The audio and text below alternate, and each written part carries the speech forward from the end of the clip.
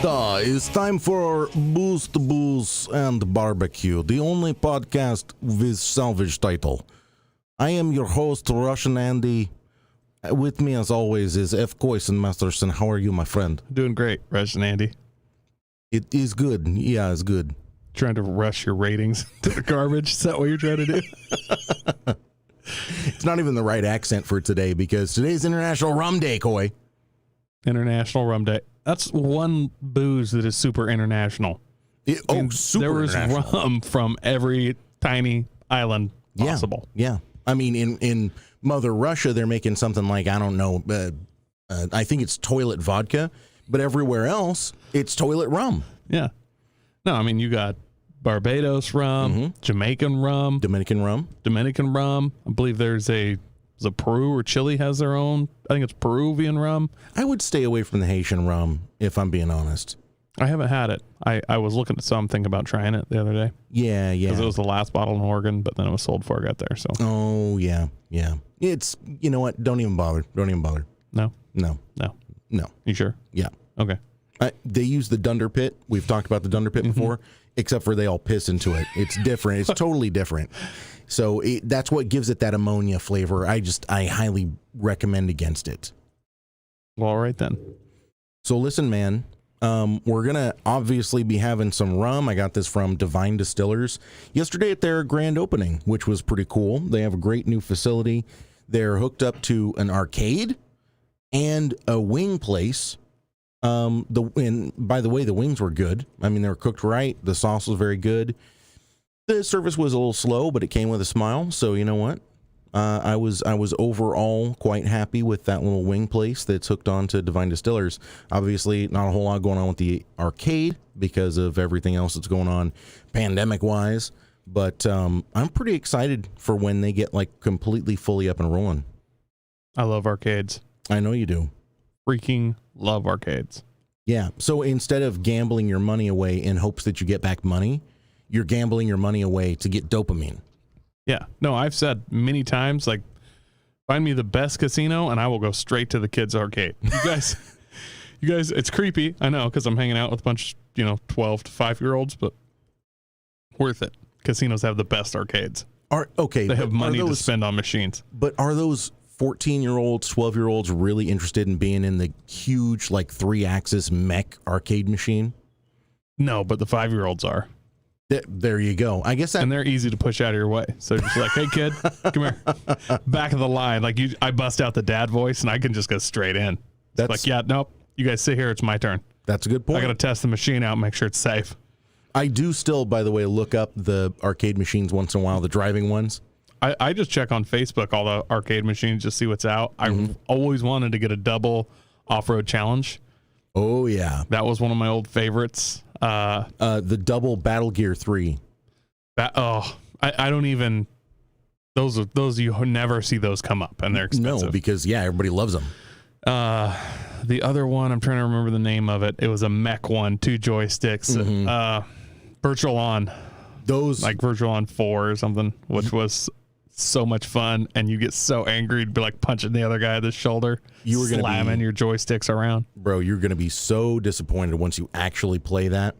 So disappointed because it is going to be so cheesy compared to when we were younger. No, I understand that's going to be all these games are going to be cheesy. Like a lot of these arcades still have these old crappy games. Like I've played them not that long ago. Yeah, true. Oh, speaking of old and crappy, my brain is old and crappy. Producer Nick, could you do us a favor? I need 2 tasting glasses in here. He's on it. I completely forgot about that. No, not these. Oh, okay. These are for the rum. We need glasses. Yes. Mystery beer of the week. Mystery beer of the week. We need to make a little intro for that. Sunday. You could use a whole seat, but you'll only need the edge of it. Mystery beers. Yeah, here we go. Nick's got it for us. So let's dive into our mystery beer of the week. Coy. Getting in here. And out of the red bag comes the Single Origin Coffee Stout by Masterhead, Cleveland Brewing Company. Brewed and canned by Masterhead Brewing Company in downtown Cleveland, Ohio. Ooh. Let's try and I'm looking for some information here. A little fun fact for anybody out there listening or watching: if you're an Oregonian and the beer has either coffee in it or it has a coffee flavor and scent to it, that is a breakfast drink. So it says on the bottle here, we partnered with our friends at the Six Shooter Coffee to bring you this mashup of our two favorite beverages: the lightly roasted Ethiopian coffee beans used in this beer bring the flavors and aroma of berry and cocoa that pair perfectly with the roasty notes from the stout. Has an IBU of 30 and 6.9% alcohol. IBU of 30. That's low, relatively speaking, but I have had pretty bitter beers that are that high, so I'll be curious about this one. See, I actually had the Chutes Neon Daydream the other day, which has an IBU of 28 that I quite enjoyed. Really? Yes. Now, I mean, with a name like that, I would assume that it would be an IPA, but... It's a hazy IPA. A hazy IPA.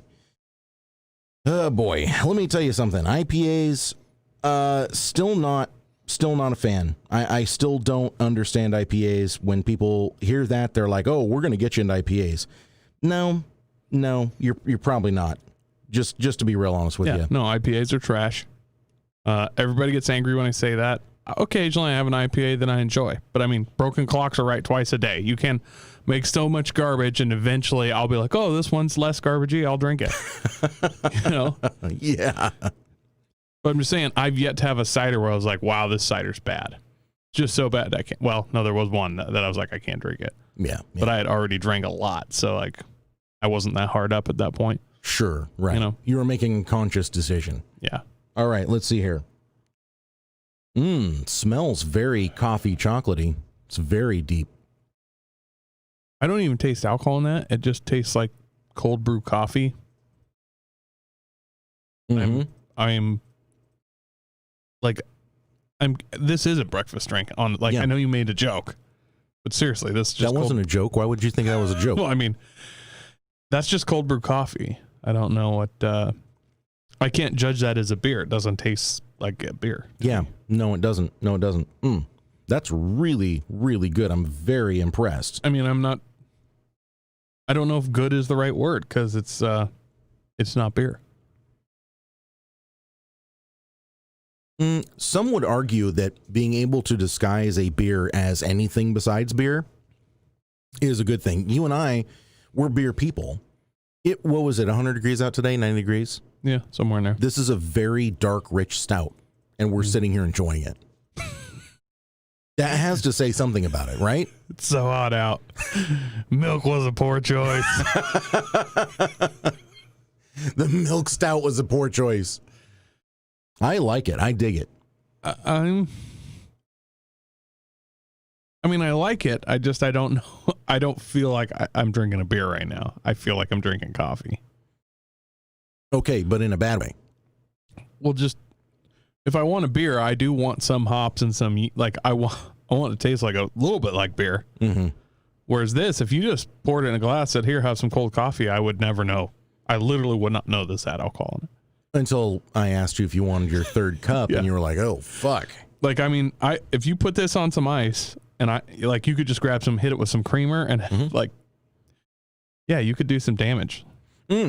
So if this stuff wasn't like $14 a bottle, there would be some college kids doing like some bad stuff with this. So that reminds me, we have not had our pumpkin spice in the summer day because we can't have a big party because of social distancing BS. But imagine we put a little bit of pumpkin spice creamer in this. What do you think? Yeah, be quite superb. Yeah, you pumpkin think spice so? Coffee. Okay, all right, we need to do that then. We'll find another one of these. Corianne got this locally, so we should be able to get another jar, or another can, I mean. All right, let's do it. Which, I sent you a picture of this. I found out Kahlua is making a pumpkin spice Kahlua this year. Yep. I will be getting my hands on that, people. Just so you know, we will be trying that. You're going to have to get a case of it. Look, Marcote's my number one pumpkin spice go-to. But Marcote, Kahlua entered the game. Like, I love you guys, but we're going to see. There's a challenger has arrived. A new player has entered. Fight. Yeah, it's going to be hard to dethrone Marcotte at this point. They won't be dethroned because they're completely two separate things. They're not even in the same category, really, other than their cream liqueur, Yeah, but the cream liqueur doesn't have any coffee in it, so there you go. Yeah. Yeah, I'm with you. All right, I'm going to finish up this beer because I want to move on to the rum. But first, I want to get into our first topic of the day, Coy. It's going to be that first tab right there. So, a little more Bronco news. I know we keep talking about Broncos, but this is actually quite a big deal. The Ford Bronco, as of right now, has just confirmed 165,000 pre-orders. That's a lot of pre-orders. Yeah, it's a buttload of pre-orders. I heard that if everybody who pre-ordered actually buys a Bronco, it'll take them 18 months to produce that many Broncos. No kidding. Yeah. What? Okay, so keep in mind, this number might even be low because that's within the first 3 weeks of them taking pre-orders. They're projecting if this continues within the first month, they'll have 225,000 pre-orders. So, I mean, this thing is just taking off. Everybody loves it. Everybody wants one. I mean, hell, bro, I want one, I do have to wonder how many people are going to go through with the pre-order, but let's say half of the people that put their money down for the pre-order still get one. Even if people aren't going through with the pre-order, people will sell their pre-order spot. Right. Like I know a guy that bought two like in the first 6 hours just to sell.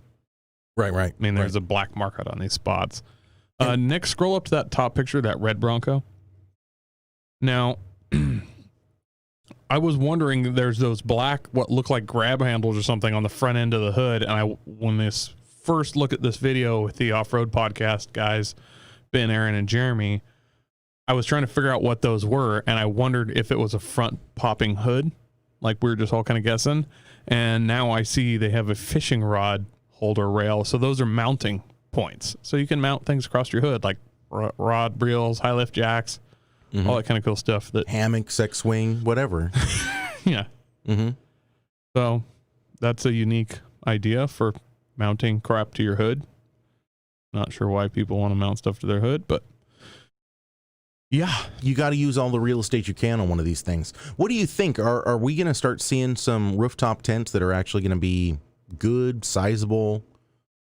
I mean, every photo of the Bronco, it seems like they have some kind of an accessory on that. There'll roof rack.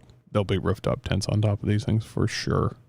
What's the deal with the rooftop tents? I've never actually slept in one. Are they tiny or what's up? I've never slept in one either, to be totally honest, because I haven't bought one. They're tiny if you buy a tiny one, and you can buy ones that would have problems mounting to a full-size Ford van. I mean, you can get them from like 6 person to 1 person. I remember you showed me a few where they almost fold out, like they sandwich out. Yeah, most of them do. They sandwich and they fold out. Then a ladder comes down. The ladder is usually what's kind of holding it, supporting it. Right. There's a ton of different designs and styles. It's what you want and what you're willing to pay for mostly. And what is the price on them usually? Oh, anywhere from $1,000 to $5,000. I mean, you can 5,000. Woo, hello. Oh, yeah. You look up the Alu Cab or the was it Baroud, something like that. I mean, they're great. Their aluminum shells just crazy expensive. I think there's a real opportunity, and again, I don't know if it's even worth it to Ford to do this, but I think there's a lot of room for them to have actual Ford branded accessories in that way. I mean, imagine walking into a dealership, getting your Bronco, and ordering a Ford factory rooftop tent. See, I agree that Ford could make some money doing that. Not necessarily rooftop tent, but Ford branded parts like Mopar parts and everything else. The problem with that is you push out aftermarket, which, for a new vehicle like this, you want as much aftermarket support as possible, as quickly as possible. So if you're kind of pushing them away right at first, you're actually kind of hurting your own brand in a way. So I would say wait till the next generation of Bronco, if there's going to be one, which I assume there will, before Ford does that. What they could do, though, and still make a ton of money, is just pick their accessories from companies that already exist. So if you want a light bar on your Ford Bronco, They just make a deal with Rigid that we're going to buy X amount of 40-inch light bars from you. We will only install these on the Broncos. We're going to buy them for cheap because we're going to for sure buy 40,000 every 3 months or whatever. Mm-hmm. And, work deals with existing companies and not brand them so that they get all this plethora of aftermarket parts. Because that's honestly, is that what you want? You want to be, well, I got the Ford light bar. No, you want to say, hey, man, I got the 6-inch lift from Rough Country or, whoever. I got a Rigid light bar. You want to bust out a bunch of name brands. You know what I mean? I got the Warren winch. You don't want to say, well, I just went to Ford. I got the Ford bumper. I got the Ford light bar, and I got the Ford lift kit. Like, no, you want all these cool accessories from the name brands you already know and love. That's true. That's a good point. But if they contract with those companies and it's a dealer installed option. Yeah. It's no different for Ford, really. Mm-hmm.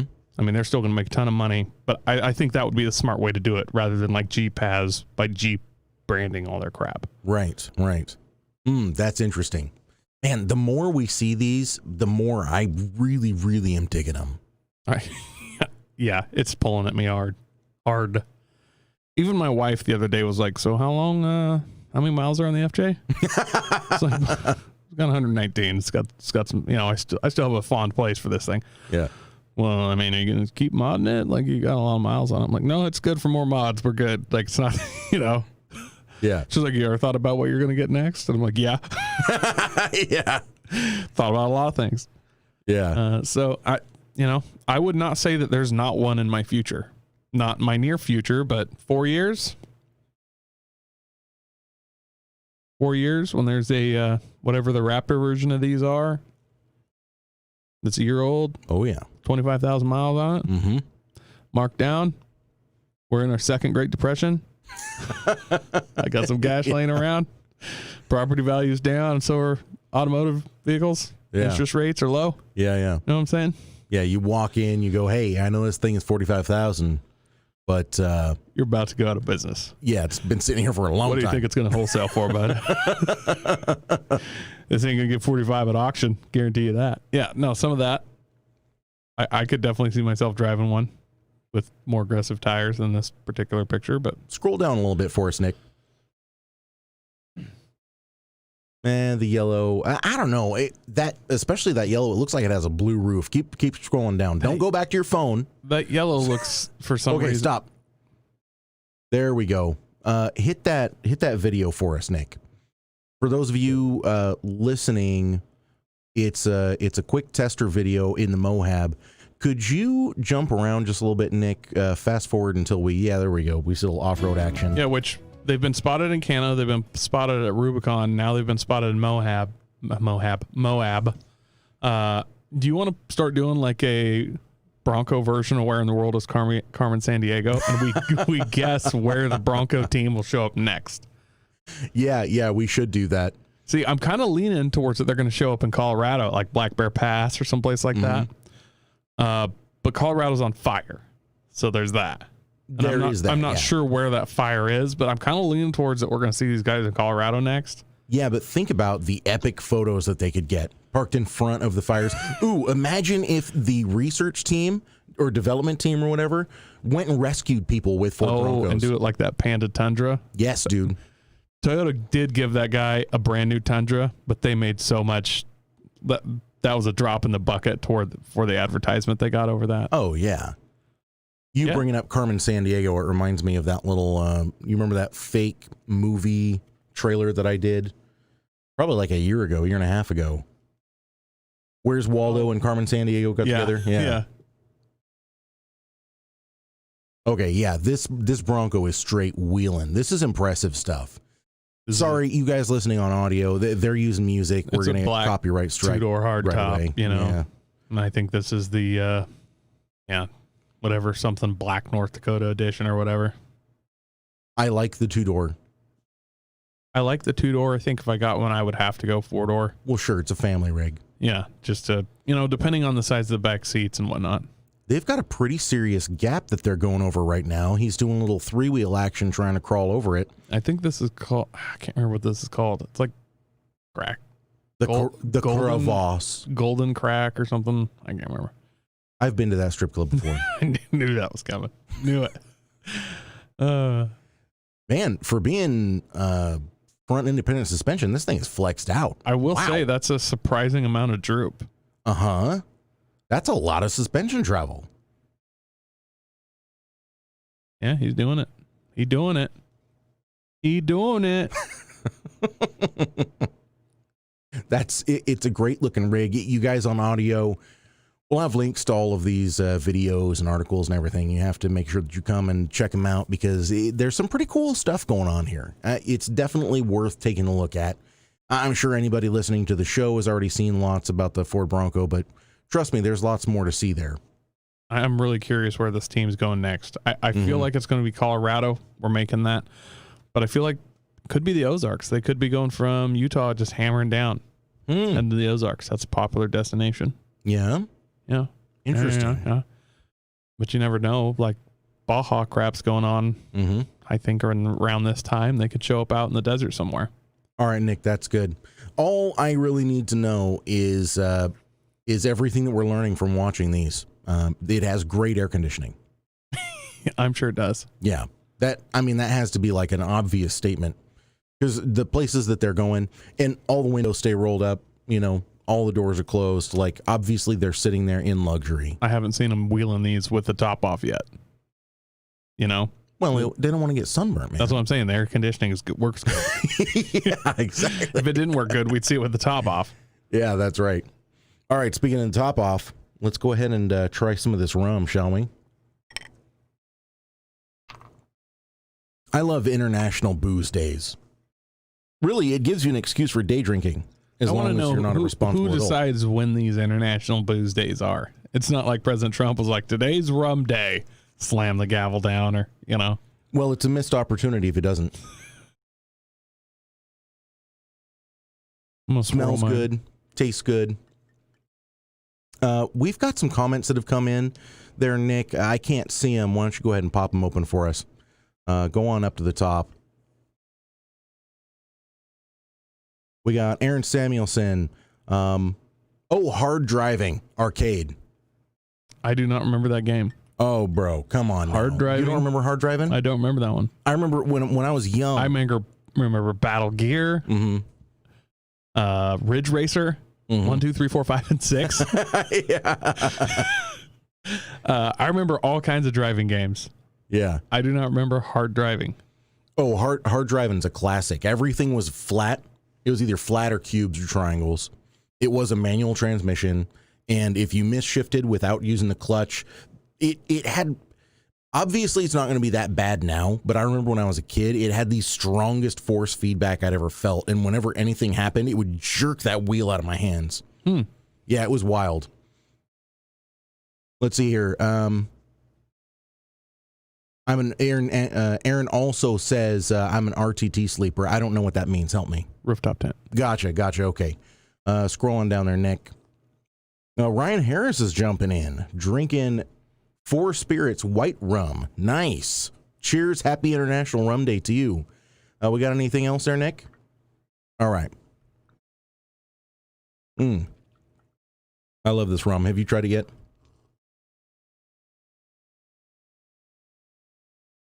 He's thinking. That's a good rum. It has a strong flavor. What proof is this? 40. There's a kind of a hint of cherry or something there. Is this barrel aged or anything? It is, yeah. But Jason Greenwood over at Divine Distillers, he's known for doing some very interesting things. I mean, all of his spirits have an award of some kind for second, third place, international award thing. There's a unique flavor in there that I'm having a little hard time pinning down, but I'm assuming it's something to do with the barrel aging. Yeah, probably. What kind of barrel were this aged in? I don't know. He does all kinds of fun stuff. It goes in a barrel. It also has barrel staves. He does all kinds of crazy stuff with these. I wish I had a little bit more description. However, I think in about 3 weeks, he's going to be on the Pardon My Fork podcast when we do our small batch edition. What are you popping open there? Coke. A Coke, huh? Yeah. This was gifted to me by Corianne. This is Seal You Later. Seal You Later, huh? Yeah, it has a picture of Bin Laden on the front. It says knock knock, who's there? America. And then the name, steal you later.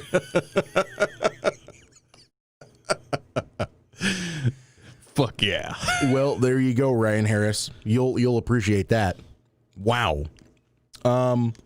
Yeah, let's pop it open and see what it tastes like. I assume it's just gonna be a cola. Are you gonna? May I? Go ahead. Yep, it's Pepsi.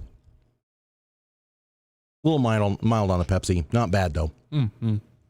Aaron Samuelson, by the way, says Andy is spot on with his description of hard driving. It was brutal. I remember playing hard driving, and every single time I would play, and I don't know why I love playing it. That's what kind of a car guy I was from an early age. But there was always this same place where you'd crest over this hill, and it would force you to catch air. And when you landed, the steering wheel would just yank out of your hands, and then you have to try to gather it up. And it's 8-bit, so it's like, and that's the sound that it's supposed to be making when you're sliding. Mm-hmm. But it didn't stop the slide. It was just like 1,000 miles an hour off into something, and then the steering wheel would just spin all the way in one direction, stop, spin all the way in the other direction, stop, and like if you tried to grab it, it would just peel the skin off your hands. I don't remember what game it was. There was some game, I don't remember what it was, where you would slide forever. Mm-hmm. But I remember it was nice because while the other guy, you're always racing against, usually, 2-player, mm-hmm. Other guy would just be driving away and you're spinning and you're like, well, I got 8 more seconds here while we have a cut screen, basically, my car. So you just like grab the wheel and spin it and then just like lean back and start kicking the machine and stuff, mm-hmm. Slamming your foot against it, mm-hmm. screaming out profanities, and then lean back forward and start driving again. Mm-hmm. That was one of my favorite parts, is just like kicking the dash. One of my favorite parts was being in the arcade, playing one of the games that we like to play, and then you would have some kid that was walking by and they would pop it out of gear. They'd slam it from like third into second while you're driving along. That was always a good time. Never had anybody do that to me. No, that's because you were strategic. You always went to the inside. I did it sometimes because you'd be an asshole and you'd, work the sticky wall. Like you'd position yourself just right. And I don't know why I fell for it so often. I would take the inside. Yeah. And the side in games, the side of the guy's car is always less sticky than the wall. Yeah. So you just smash it into the wall, just rail it into the corner, straight into the side of their car. I'd come in for a dead stop, force them into the wall, mm-hmm. and then they'd hit the wall and be stuck there, and you'd bounce off them and continue around the corner. Yeah, yeah, almost going faster now. Yeah, no, it was one of the fastest. A lot of people, say the shortest distance around a corner is the fastest. That's mm-hmm. not true. Not in video games. Yeah, yeah. The fastest way around the corner was to smash into someone. Yeah. Namely me. I called it late braking. Just because I was using another object to brake my car. You were just good at it. I don't know how else to describe it. You were just good at it. I could never be as good at it as you were. You knew how to... I wouldn't even see you. I wouldn't even know where you were at. I'd be like, all right, I'm far enough ahead. I don't have to worry about it. And you'd come out and RKO out of nowhere. It's kind of like playing pool. You just kind of see where they're at, take a shot at them, and bounce yourself around the corner. Okay, yeah. Yeah. Okay, yeah. You're good at geometry. I got you now. I don't know about that. All right, hey, cheers. Happy International Rum Day. Everybody out there, happy International Rum Day.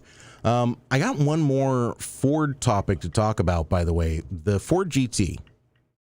We haven't heard a whole lot about it. It's still the fastest thing out there, right? That is a good-looking car. Ford has just announced... God, that livery is perfect.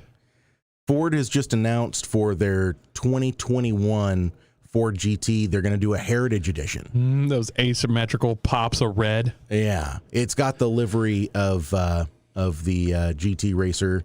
the GT40, that won Le Mans.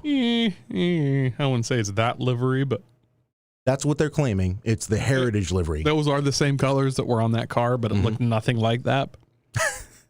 No. I mean, nothing looks like this car now. What I love about this car is that those air ducts between the fender and the body, mm-hmm. like there you go. That open, which is basically just means it's an open wheel car that they put bodywork around, but good Lord, that looks cool. I believe these are renders at this point, but if they do anything close to this, no, that's what they look like. I've seen them. No, but the paint scheme. Oh, the paint scheme. Yeah. Well, I'm sure if that's what I mean. It wouldn't be hard to do this. This is not that crazy of a paint scheme. Sure. Got that active arrow.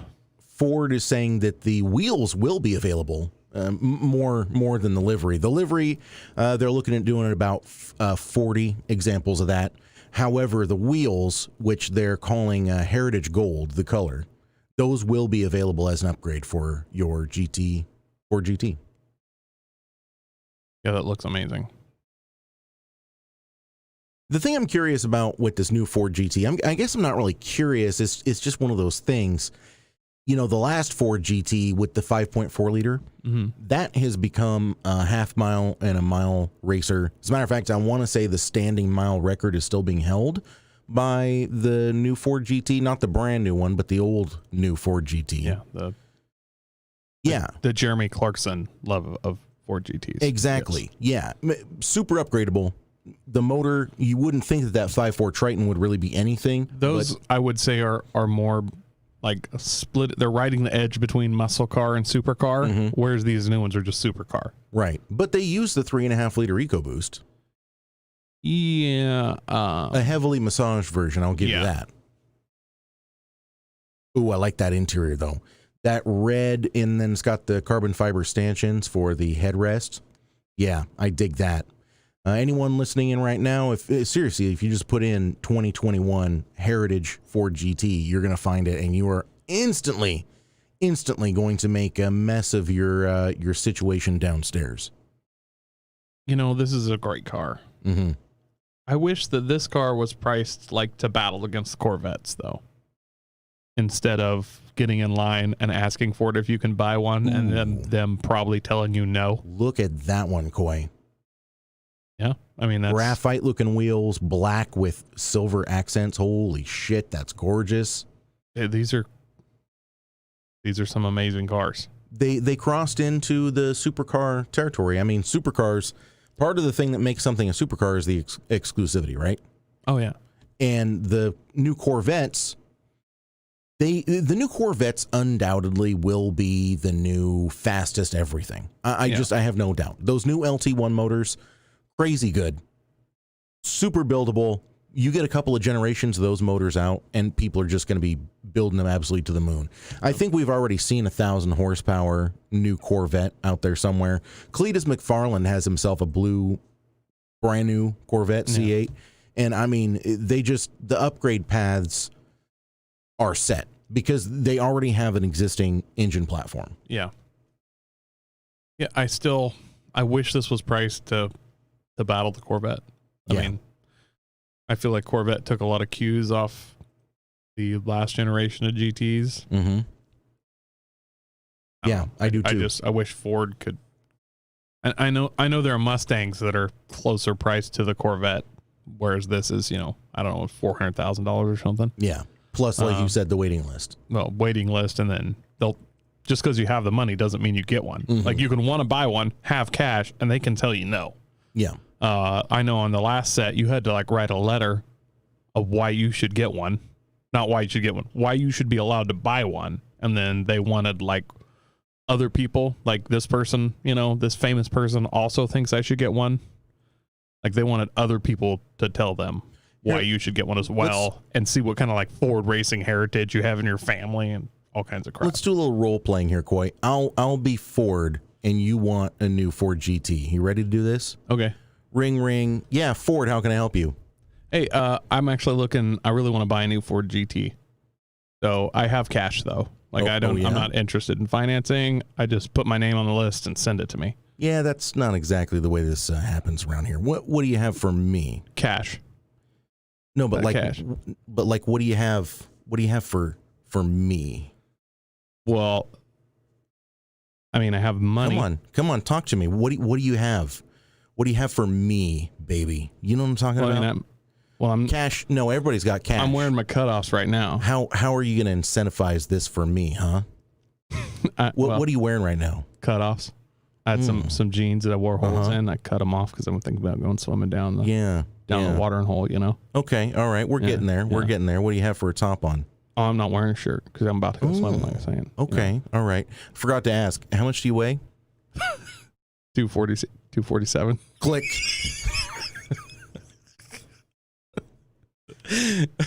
God, I wish. What'd you say your body type? Athletic, large, muscular, dad bod, and just like, I'm 240. Yeah, bam. Hello? Like, not just hang up, but like the slam, like old phones where you could, and you hear the ching noise, you know? Yeah, exactly. Yeah. Could you imagine if on the application you had to list your weight and height and all of that? I wouldn't be surprised if you do. Like, they don't want some fat dude rolling out on the ground with it, like, you know what I mean? You're too fat to fit in my car. Sorry. Yeah, no, you don't look cool enough. How very Italian, by the way. That sounds like something Ferrari would do. I guarantee you Ferrari has done that. Guaranteed. Oh, yeah. Especially during the Nazi era. I'm just throwing that out there. Well, yeah. What color? Brown eyes, you say, huh? Yeah, no, you're not getting a car. Absolutely not. Exactly. Oh, man. Yeah, Carbon fiber wheels. Yes. Mm-hmm, yeah. You know, those are almost down to prices that normal people can afford them. I saw some for like $8,000 each the other day. Wow, really? Yeah. So in another 15, 20 years, Roto will have carbon fiber wheels. Affordable. I'm just saying. Mm-hmm. In our lifetime, Roto will sell a carbon fiber wheel. Oh, no, I have no doubt. We're actually going to see kids rolling around in the latest Kias going, yeah, these are real XXRs. Real XXRs. Okay. I just can't wait for the day that they're like, yeah, no. Hey, bitch, you ever heard of AliExpress? That's where I bought my shit. So now eBay's where you go to get legit shit now. Yeah, like Megan. Like, yeah, where'd you get those? eBay. Yeah. Weapon R. Yeah. Yeah, that's the high end shit. That's too highfalutin for what my kind of car. turbo kit you got? An eBay turbo kit. Damn, son. You must be rolling in the dough. It cost me $400. Do you have that kind of cash? No. Not since the last stimulus check. Nope. What I thought. No, my Trump bucks are gone. Yeah. You're over here short cocking it. All right. So I love the 4 GTs. But here's something that's kind of strange. You and I have had mixed feelings about the newest Supra, right? Yeah. Yeah, I have. They're not actually that mixed. I don't have good feelings towards them. You don't have any good feelings towards them. Aesthetically is pleasing. The fact that they just said, hey, BMW, make a Supra for us, angers me. Sure. Like Toyota, Supra was too legendary for Toyota to do that. I would have been happier if they had gone and made Supra something that I would never afford. You know what I mean? Sure. They're like, hey, this new Supra, they're $112,000 each. Base model. I'd have been like, good. I'm just gonna see if this will change your mind though. Nick, would you move over to the next tab over? This is now the highest horsepower stock engine new Supra, A90 Supra. You see where it says see more, Nick? Go ahead and pop that open for me. So modifications on this bad boy here are, by the way, ETS is putting it together. Obviously, it's being tuned at the English racing facility. I recognize that facility well. I had my protege tuned there. So it has an ETS PT 6870 T4 turbo. It has a 4-inch exhaust. It has a billet intake manifold with secondary injection. You have to have that because it's a direct injection. And what we've learned from direct injection so far is that it has a lot of capacity until it doesn't. And there's not really an upgrade for it, right? I have a feeling they're leaving out a high pressure fuel pump. I mean, that's pretty typical of all of these builds, to have a different higher flowing fuel pump. And then it probably has some kind of a secondary fuel pump as well for that just regular. I shouldn't say regular.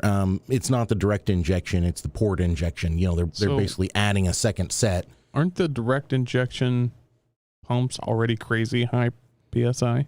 They are. But so you can't run just a secondary injector off of that one with not with a regulator or something? No. You have to have a separate pump. Yeah. Did not know that. Okay. Of course, it's got the Motec EMS package from English Racing, and it's got an ECU Tech package from, what does that say, Visconti? What does that say, Nick? Visconti tuning ECU. Yeah, Tech Visconti. Also, it's on 109 race gas. Do you know what this thing put down, Coy? No. It put down 800 horsepower. That's a lot of horsepower. Yeah, it's a lot of horsepower. I will say this. I don't like it when they do these and it's not pump gas, because that's what everybody thinks it is. Like, I want to know pump gas, number one. I get they're trying to do the stock block record, but let me know what you're getting on pump gas. It's got to be in the 700s. What would you think about E85 though? I'll accept E85, but I still, like, when we're setting standards for these cars, like, I just want everybody to go pump gas, and that goes your record, and then you do whatever the heck you want with race fuel. You know what I mean? I mean, that's fair enough. That's where I'm at. There probably is somebody out there that has the highest horsepower on pump gas. We just are not going to know who it is, because this is the highest horsepower on the stock block. Go ahead and play that video for us in there, Nick. Oh, it's an ETS video. Perfect.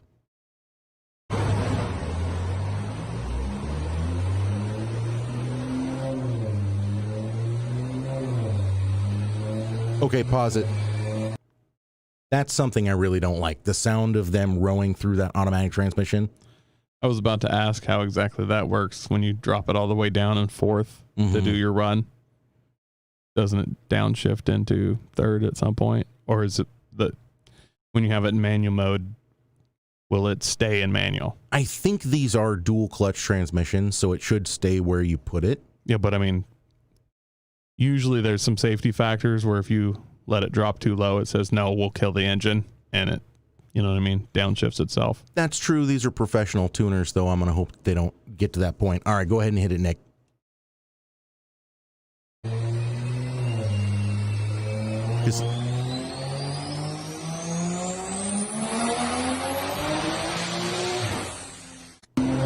That's pretty serious. Okay, pause it. 806 wheel horsepower, 703 torque. That's pretty serious. That's pretty serious. And it sounded like he was in a fifth gear. I forget now. Do these have 7-speed transmissions?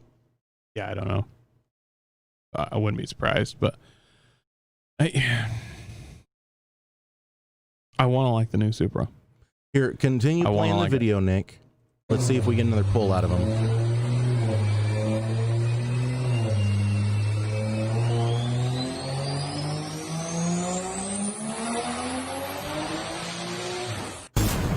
That is big power, and you can't feel it, period. I like the power. I do. But you just don't like these. Here's my main problem. Number one, it disappoints me that Toyota basically just bought a BMW to make a Supra. Just because, like, the Supra had become too holy to do that with. I feel like that was a poor marketing choice on Supra's or Toyota's part. They should have designed their own Supra. Number two, manual transmission, bro. Yeah, true. It's a Supra. Can we have a freaking real manual transmission? Yeah. Like, how hard can I get behind this when it does not have a manual? Yeah. Actually, I 100% agree. That is the biggest downfall of these. If it had a manual transmission, I would have been offended by the BMW thing at first, but I would have came around. And actually, going back to the Corvette, I think one of the best things Corvette did was offer that 7-speed manual transmission in their new mid-engine Corvettes. Yeah, no, you can slowly phase this out, but not yet. The next generation of car guys, where there were no manual like they don't know how to drive a manual, you can probably sneak this through. Everybody who's into cars, who's buying cars at this point, knows how to drive a manual and wants a manual. And it's so important, in my opinion, to know how to drive a manual transmission. That's just one of the things where, like, I honestly don't think that anyone should start off in life with a driver's license with an automatic transmission car. That's just my personal opinion. You know, they can, but here's the deal. When the apocalypse happens, they're that person that's like, oh my God, we got to get a car. The zombies are coming. And they're going to jump in and go, I don't know how to drive a manual. Yeah. Yeah. And then the zombies are going to storm the car and like break the windows. It's going to be that horrible, gross scene where you kind of have to look away. You're like, oh God, this is disgusting. There's intestines being dragged out of the car. Your first thought is going to be, I knew we shouldn't have sent the millennial. Your second thought's going to be, well, they are 50 years old. I mean, they should know how to drive a manual by now. Nick, your first car was a manual, right? Here, let me unmute you. What do you think? How do you feel? Are you glad that your first car was a manual? Everyone should know how to drive a manual. Okay, from the horse's mouth. He's only 19 years old, but quick as a whip. Smart. Plus, I mean, it's really not that hard. No. Like, it's a pretty easy thing. And I mean, people may think, well, I mean, it is hard. If you just, next time you drive down the highway, look at the semi trucks beside you and look up the straight up hairy freaking retards driving those semi trucks and realize that that's probably an 18-speed transmission with 120,000 pounds behind it. And that dodo can handle that. Not counting Swift trucks, but still. Well, right. I mean, obviously those guys can't handle it, but the rest of the truck drivers that look dumber than welders, they can drive it. You know what? Now that you say that, I think that we should make the Power Glide transmission like the ultimate goal. Like if you want a Power Glide, you have a lot of transmissions to go through first. You don't get the 2-speed automatic. Not right away. No, if you want to build a race car, you need to go through the rites of passage with the manual transmission cars. So it's like leveling up a video game character. Exactly. Like, you know, you're starting out with this double clutcher here. Yep. Yeah. No, all the synchros are bad. You got to keep this transmission together. By the way, no third gear, but it is a turbo Honda, so have fun. This one's stuck in second. So good luck. Here's the bad news, it's stuck in second. The good news is we're going to let you do an 1/8 mile, not a 1/4 mile. Yeah. What do we have in there for comments there? Logan Smith is drinking rum, my man. The seats look like a pig nose. He's talking about the GT40, or excuse me, the Ford GT, and he's right. They do look like a pig nose. Even that red makes it even worse, Coy. The Panamera just lapped the ring faster than the C8. The Panamera, you want to talk about cars that I want to like? I want to like Panameras super bad, and I do, but I don't think I could, like, no matter how rich I was, I don't know if I could buy one. Yeah, they're super badass. Great motor, amazing all-wheel drive system. I mean, they're awesome, but they're ugly as sin. And frankly, I just don't know if Porsche should be doing a 4-door car. Here's my thing. If you're like, Coy, you get one car for the rest of your life. Mm-hmm. That's the deal. Any car. Mm-hmm. But this is the last car you'll ever buy. It's going to last the rest of your life. I probably would pick a Panamera. Mm-hmm. Just because it ticks all the boxes. But since that's not going to be in my happening or in my book, they're so ugly and they're so Porsche. Mm-hmm. It's just hard for me to like them. Aaron's also saying he's Even pretty sure perfect in near every way. Well, yeah. Aaron's saying that the C8, he's pretty sure it doesn't come with a manual. I'm almost positive that was one of the options, but perhaps not. Perhaps I'm thinking of the newer Camaros. Because, sometimes I'm wrong. Producer Nick is on it. He's pulling up the C8 manual. Isn't available with a manual. Not available with a manual. Yeah, okay. Boo! Well, fuck me then, right? No, fuck Chevy. Just fuck me straight up. No, Chevy. Right up the prison pocket. Wallet. Yeah. Wallet. Pardon me. All right. Look, man, that is a blow to my ego. And frankly, it is a disservice to all car guys. I think we need to move on to our smoking dealer, smoking a doob. Speaking of things that don't come in manual.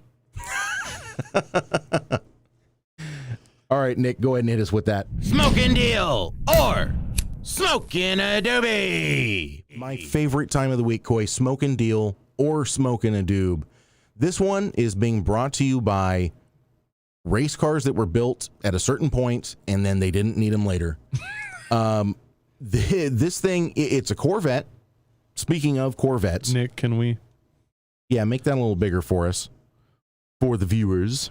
That's so I can read it. So, weird thing about this car. Well, what year is this car, first of all? Just so I can do some math. It's a 98. 98.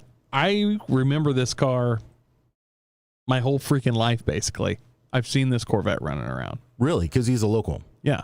No, as soon as you sent me this, I was like, oh, that Corvette. I knew exactly what Corvette you were talking about. Mm-hmm. There was this guy, and there was another one that ran around that had actually it was a yellow and white and purple, I believe, paint job that said like Indy 500 pace car on it, and legend on the street was it actually was a used pace car. Really? Well, I mean, it got used as a pace car once. Oh, yeah. You know how it works, and then they sell them. Yeah. This thing is super hideous in every way. It's yellow, blue, and white 1998 Corvette. 98 does mean it has an LS1, though. It is disgusting. It is Straight up disgusting. And this is someone who's seen this since before he's had a driver's license. It's been running around. Quickly, I want to go through the description. The car was built by Herschel McGriff's race shop for a high-profile client, quote-unquote. The owner of the car had it for a short time, and then Herschel Jr. got the car. He installed it. Well, we're going to get into it, but it does have a supercharged LS in it. I want to know about the high-profile client. Was it a cartel owner? Because Probably. The paint scheme on this is somewhere between 80s Transformers and Mexico City. Listen, nothing about the body kit on this car says that this was a person with any class or taste.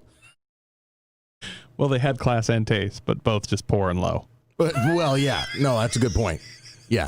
Their class and taste low was class and bad taste. Their class and taste were lower than their checking account. Yeah. Yeah. I mean, this thing, I don't even know. It's got one of those wings that got really popular around that era where it kind of comes up in the center. And the concept was that it really gave you downforce only on the corners. And then that was all disproven later. Yeah. Those were pretty popular on the actual Corvette, like race cars. Mm-hmm. You'd see those a lot on the Corvette track cars. You wouldn't see paint schemes like this. Go read the full description, though. Okay. He installed a supercharger, and from what I was told, he kept the car for a number of years and then sold it to one of the race car engine builders of the team. He daily drove the car until his passing. When I got the car, it was at a race shop in Portland, Oregon. The shop said there was a Hennessy kit on the car, but I have not seen anything proving that it does or that it does not have the kit. The car does have the larger injectors, and some Vortex supercharger was used by Hennessy. The car is very unique and one of a kind and gets a lot of attention on the road. The wrong kind of attention. The wrong kind of attention. The car comes with 2 extra tops, so it must be a convertible. That's surprising to me. As well, including the one on the car. That's a typo. That's not me being retarded. The other top is yellow as well, but all scraped up. Probably could be redone, though. The other top is a glass top with a small chip in it. I was told it could be fixed, but I never used it. So that's the full description. Looking at the photos, though, I gotta admit, it ticks a few of the boxes for me, okay? It's LS1. It already has a supercharger kit on it and supporting mods. And, Coy, it's a manual transmission. Oh, it is manual? It is a manual transmission. It says automatic, but it clearly shows a manual and 3 pedals in the photos. So here's the deal. Oh, hang on. Before you say that, here's one more downside for you. On the clock is 200,000 miles. I'm not surprised because I've seen this thing driving since I was 14 or so. Like, I've seen it around a lot. Look, man, when you're a drug dealer that's looking to burn through some cash and you get a car like this, you don't just let it sit, okay? So it's been daily driven. Mm-hmm. Not good. If I were rich, I would buy this just to be like, dude, I've seen this. I would just buy it, just like have it in the back of the shop just as a beater, just because it's recognizable to me and my childhood. It can't even be because it holds some special place in your heart from your childhood. I hated it even as a child. Yeah, even as a child, you were like, what the fuck is that thing? Yeah, no, it was hideous. It didn't always have those headlights on it, though. I don't think. Those are newer headlights or something, aren't they? Yeah, they're not the pop-ups. They're the fixed I believe this HID. originally had pop-ups on it back in the day and a regular hood. I don't like how in the license plate cutout on the front bumper, there's a place for 2 pod lights.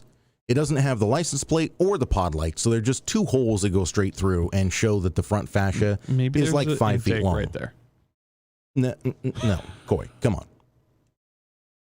You're trying to give the benefit of the doubt. I understand that. Look, here's the thing about this. This car is fucking horrible in every way. Yeah. Except for it ticks all the boxes power-wise. Like, this would be a great car to buy for $12K, which is not a bad price. Mm-hmm. And it's already kind of a sleeper. Like, it's a supercharged V8. Like, you could beat pretty much everyone. It's ricey as fuck. Mm-hmm. Mm-hmm. So anyone will race you. Like, you pull up and just do like half revs. So there's no supercharger one. So it doesn't sound too beastie. Yeah. And, vanilla ice it up, put a hat on backwards and look like a dope. And you will race everyone and trash them. Bro, jean shorts, New Balance with the tall white socks, a Hawaiian shirt. Oh my goodness. Yeah, you could completely do it up. I'm just saying you could go around and do some sleepery stuff and have a great time for $12K. Yeah, it's 12 and a half. 12.5. That means you're going to talk them down a little. Like, if this thing runs halfway decent, I kind of got to go deal on this. I want to go deal, but the deal has caveats because 12 and a half thousand. It's a deal if it's a runner, right? Yeah. Here's my assumption though. That motor, tired, it's going to have to be replaced. The supercharger is going to need a rebuild. Do you remember when we talked to... Yeah, it's a Vortec though, so that's not a big deal. I'm sure those parts are on the shelf. I'm sure they are. It's still going to set you back $1,000. So, all right. What's a short block going to cost you? $1,000? Maybe. I mean, if you can rebuild this motor, then it's not going to cost you. It'll be $2,500 if you want to put performance parts on this motor. No, I'm just saying you want to get this thing back on the street as soon as possible. I'm going to go down on Craigslist and just find a Camaro short block, throw the heads that are on this car. I mean, I feel like you could, for $2,500, have this thing in pretty tip-top condition and be back on the street in a week and a half. Okay, so you're putting a grand total around $15,000 then. Well, you're going to talk the guy down a little bit. Well, sure, maybe. And it has been for sale for a long time. And it runs as is. Yeah. Like, it's running condition, so you can drive it away, and it may run okay. If it was really owned by a race team engine builder, this is probably not the first refresh. Fair, true. So, I mean, first thing I'd do, it's a runner. I'm going to do some compression check and stuff. I'm going to see what condition the engine's in. It might be in pretty darn good condition. Oh, and then find out what boost level has been running. If it's like the factory 7 PSI for a Vortec V2, it's not really going to be that bad. Yeah. And if it's been daily driven, so it's not even really hitting 7 PSI. Like, I mean, you have to go take her out and blow the carbon out of it. You know what I'm saying? Yeah. You got to break them in like you drive them. Yeah. This might actually be the second deal in a row. I'm still on the fence, though. I'm not trying to be a contrarian, but I might just go Dube because I don't know, man. Look, this thing's hideous, and it ticks all the right and wrong boxes simultaneously. I would have to know that the motor is not like completely hurting. I mean, you fire it up and it runs halfway decent. You're in. Okay. You're in the market for a new drift car. Okay. You can pick up a crap 240 for what, $2,500? No, 4,000. Okay, 4,000. And then how much would you invest to get it drift ready? Holy fuck! $5,000. Yeah, another $3,000 or $4,000. You're at $9,000 now, and you have a shit 240. Yeah. This thing's already fucking ugly as hell, so you're not going to mind if you get a little body damage. You know what I'm saying? Like, if I were a drifter with my Trump money and some savings, this would be a unique drift car. And, well, not even really that unique. It's a fucking Corvette. Yeah. But, I mean, you drift a couple events, get some body damage, get out the spray paint, and just make it something else. It's literally the ugliest Corvette that has ever been seen. I know, but once you drift it a little bit, it'll be even uglier, and then you just hit it with the plastic dip. No one cares. Like, you just make this thing digi camo or some bullshit. Okay, fine. You've sold me. This thing is a deal. It's a smoking fucking deal. This is probably the best deal we've done, actually, honestly. Yeah, you could be right. All right, there it is. Take us out, Nick. Smoking deal or smoking adobe. I'm in shocked. How have we had two smoking deals in a row, Coy? Well, people need jobs again. Shit that is unneeded is being sold and no one wants to buy it, so the prices are being lowered. That's a really, really, really good point. Have we had any comments while we're talking about this, Nick?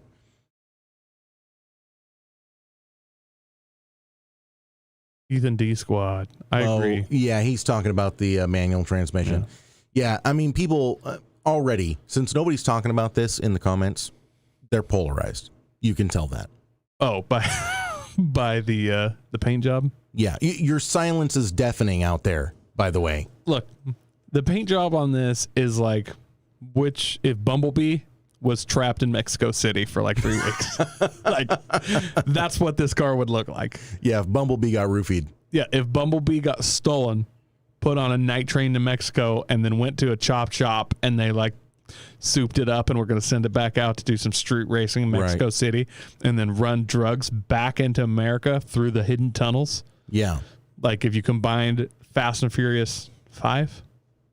4 or 5? Five? You know, the Something like one that, where yeah. the tunnels. And really any Transformer movie you pick together, kind of like, and then there was a Mexico scene. That's what this car looks like. Yeah, he'd basically have to be going to the auto body shop to fix a prolapsed prison wallet. All right. Vato zone. Get the zone. Get in the zone. Get in the zone, that's right.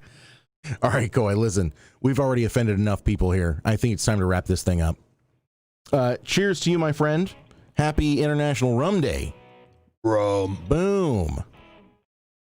That smells so good. I cannot wait to finish this bottle off tonight, you guys, and then get up early tomorrow. So, hey, thank you all out there for tuning in. Thanks for telling a friend. Make sure that you are liking and subscribing. We sure do appreciate that, and we rely on that. So thank you for doing that. Thank you once again to Divine Distillers for hooking us up with this amazing rum. For producer Nick Coy, this is Andy. We will see you next time.